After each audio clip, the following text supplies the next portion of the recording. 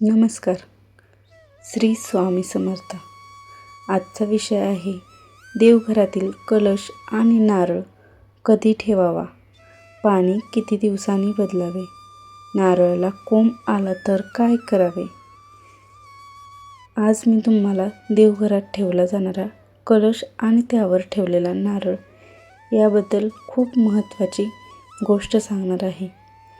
अनेक भक्तांच्या मनामध्ये असा प्रश्न असतो की देवघरात कलश कधी ठेवावा, कलशातील पाणी किती दिवसांनी बदलावे, जर नारळ खराब झाला तर काय करावे, आणि सर्वात महत्त्वाचा प्रश्न म्हणजे जर कलशावर ठेवलेल्या नारळाला कोंब आला तर तो शुभ की अशुभ.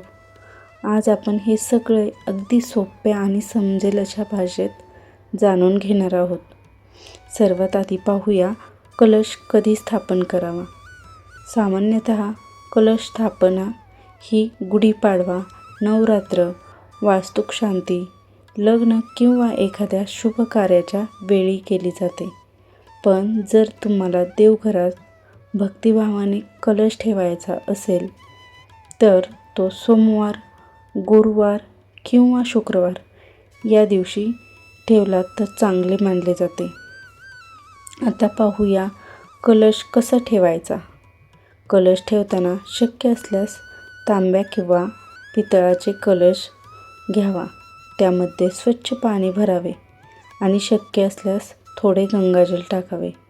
कलशावर आंब्याची पानं ठेवावीत आणि त्यावर शेंडी असलेला स्वच्छ नारळ ठेवावा. नारळावर हळद आणि कुंकू लावावे. अनेक भक्त विचारतात की कलश कोणत्या दिशेला ठेवावा.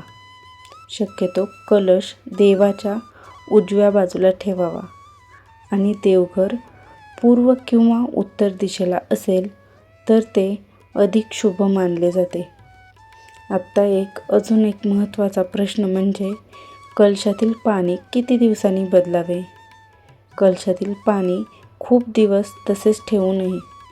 साधारणपणे 3 ते 5 दिवसांनी ते पाणी बदलणे चांगले मानले जाते. पाणी बदलताना ते तुळशीला किंवा एखाद्या झाडाला घालावे. ते पाणी पायाखाली पडणार नाही याची काळजी घ्यावी.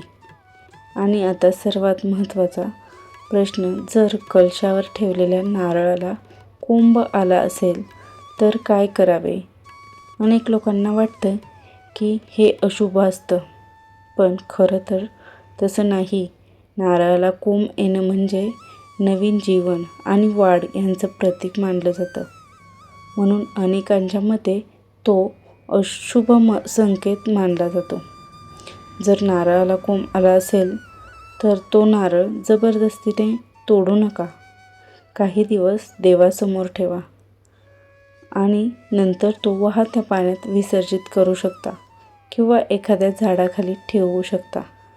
कधीकधी असंही होतं की नारळ काळा पडतो किंवा खराब होतो. असं झालं तर तो नारळ देवघरात ठेवू नये. तो नारळ झाडाखाली ठेवावा किंवा विसर्जित करावा आणि त्या जागी नवीन नारळ ठेवावा. भक्तांनो, शास्त्रानुसार कलशातील पाणी पवित्र मानले जाते. म्हणून काही पूजा झाल्यावर ते पाणी घरात शिंपडले जाते. असं केल्याने घरातील नकारात्मक ऊर्जा कमी होते असं मानलं जातं.